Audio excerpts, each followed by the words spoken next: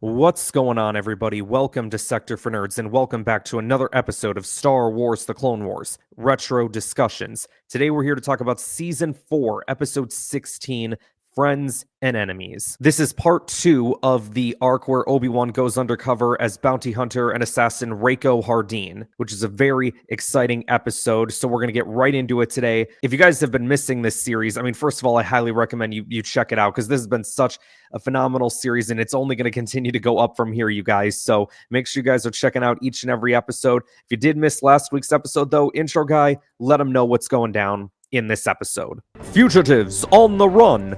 Disguised as Jedi killer Rako Hardeen, Obi-Wan Kenobi works undercover to solve a separatist plot against Chancellor Palpatine. Obi-Wan meets the plot's mastermind, Moralo Eval, breaking him out of jail to gain his trust. But now, Kenobi faces another obstacle, bounty hunter Cad Bane. Can Obi-Wan Kenobi overcome Bane's suspicions, or will the ruthless criminal see through his disguise and expose the Jedi? Only time will tell. Thank you, intro guy, and that kind of puts things into perspective for us. Now, right now, you guys, at the immediate open of this episode, we see Hardeen crashing the ship that they stole last episode, crashing down into the swamps of Nal Hutta in this episode. And his mindset behind it was, well, they're going to be looking for us at the spaceport because we have a bounty on our heads, so we need to crash the ship, go about things a little bit differently. The swamp would also swallow up their ship as well, leave no trace of their whereabouts. When they go into that shop or whatever to buy gear, first of all, I have a couple questions. First off, was that Indiana Jones hat sitting in there? Also, where did they get the money to buy all this stuff? They were getting themselves new gear. Later on, we see them getting weapons. We see them getting a ship. Where did they get all these credits from if they were just in jail? Bane plans to ditch Hardeen, and when Eval asks, is it business or personal, his response was, both. So that does kind of make me curious, right? Like if Cad Bane and the actual Rako Hardeen had ever had any interactions with each other before. Now, smart Hardeen knows that good old bounty hunters are going to betray him, so he puts a tracker on their ship. And when Bane shoots him with that poison gas or whatever that was, that sleeping gas, and he gets captured by the Hutts, Hardeen is immediately trying to be like, okay, listen, guys, I have a tracker. Let me down. I'll tell you the frequency. So they end up shooting down Bane and Eval's ship to the Hutt peoples. And Obi-Wan gets on a transmitter and he speaks with Yoda and Mace. He sends them a quick message, basically tells them three things. First, that they need to remove the bounty off of all of them. Number two, don't send any help of any kind, no matter what reports you hear. And then thirdly, send credits to buy a new ship. So Windu tells Palpatine about this, about removing the bounty off of the three fugitives, and Anakin is sitting there with Palpatine, and he's very upset. Like, the Council's not doing anything. They're letting Obi-Wan's murderer get away, my master, my mentor, my best friend, and the Council won't do anything about it. And Palpatine, the master manipulator as it is, he's saying, like, if you think that you can stop this plot against me, Anakin, I trust you. You cannot deny your feelings, Anakin. They are what make you special. I love the shot that they show, too, of, like, Anakin's angry face, and you just see, like, half of Palpatine's face. You just see, like, one of his eyes. But it's like, you just know what's going on here. It's very good. Hardeen kind of knocks Bane down a couple of notches just based on their next conversation, because he's like, hey, if you want to get off Nal Hutta, you gotta trust me, you gotta make me a partner in everything. And Bane's like, whoa, hold on a second. Eval might be good with this, but I'm not. I want to know where you got the credits to buy a ship. And he kind of comes up with this story. You thought you left me for dead, but the Hutts owed me a favor.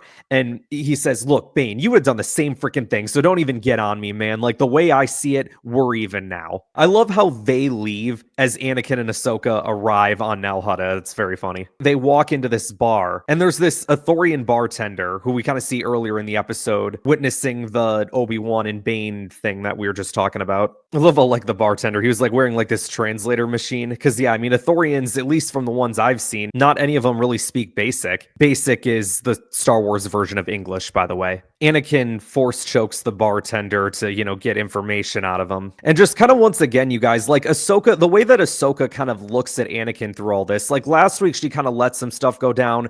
I think, like, when she saw him choke the bartender here, she was, like, a little like, oh, okay, I don't know about this. But I think she also understands as well that her master is in a little bit of a grieving stage right now. The fact that he thinks that his master is dead, not using that as an excuse for all the stuff he's doing, by the way. So then Mace Windu contacts Captain Rex, who's in the Chancellor's office, right?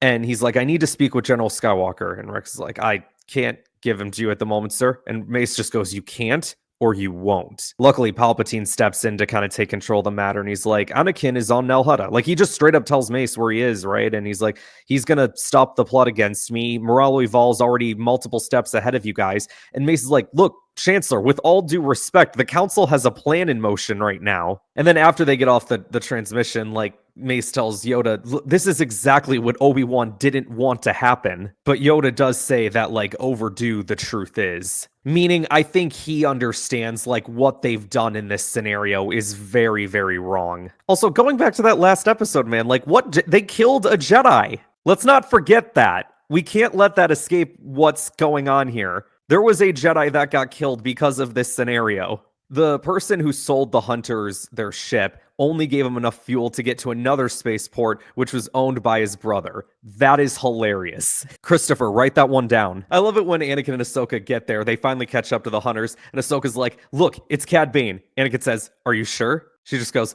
ugh, who else wears a hat like that? And Anakin's just like, yep, good point. That's good. I like that. Look, it's Cad Bane. Are you sure? Who else wears a hat like that? Good point. So then we get the ships kind of going up against each other, right? Anakin kind of boards the top of the bounty hunter ship. The one thing about this episode that kind of had me going like, huh? The ships ended up crashing, but then not like 5 minutes later, one of them's able to take off like immediately, which Dave openly admitted to in the behind the scenes for this episode. And he said that was going to be the trickiest part, was exactly what I just talked about right there. So it looked like a very, I understand that they were trying to go for like a lighter crash, but still it was just kind of one of those things where I was like, oh, I don't know about this. But everything else in this scene in particular was like my favorite part of this whole episode, where Anakin, he goes up against Cad Bane, he goes up against Rako Hardeen. You're going to pay for what you did. Shouldn't have gotten involved. This is for Obi-Wan. You can thank me later, Hardeen. Had your chance to kill him. Now it's my turn. He's obviously very mad, and Bane has to save. I mean, actually, both hunters kind of save each other from dying here. Like, first it's Bane that has to save Hardeen from getting killed, and then you have Hardeen saving Bane when Anakin goes to take him out. So it was kind of like both hunters working together well. And then, you know, as Hardeen is choking him out, he whispers into Anakin's ear, Anakin, don't follow me. So I think that was kind of obviously the moment where Anakin's able to then figure out kind of what's going on. But this ain't over yet, because Bane is about to kill Anakin, and Ahsoka jumps in the way and, you know, starts defending Anakin. Like, she's just like standing over his body and deflecting all the blaster bolts. And then Moralo Eval walks by and he's like, hey, I got the ship working. We can get out of here. Bane just being like, you're lucky we're in a hurry, little lady. We'll have to dance another time.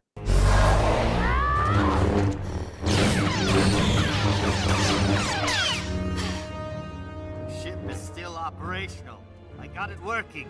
Now let's get out of here. You're lucky we're in a hurry, little lady. We'll have to dance another time.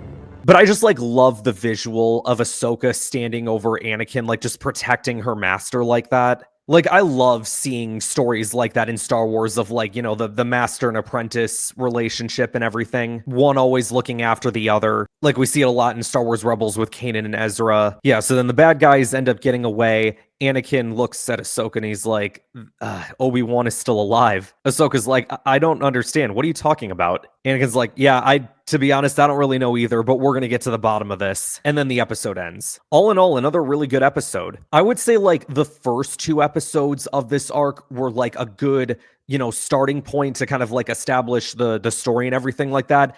I would say that the next two episodes that we get after this are so damn good. Especially next week's episode, we're going to talk about the box. Easily one of the best episodes in the entire Clone Wars. Like, it's that good, in my opinion. I believe that is going to wrap us up for today, you guys. Thank you guys so much for checking out this video. Like it, subscribe to the channel, share this video with others to help support the channel, and I will see you guys next time. Let me say there is only one rule inside the box. There are no rules. Taticano, matarás briquet. The point, my friend, is to escape, and quickly, because only the survivors will advance to the next challenge.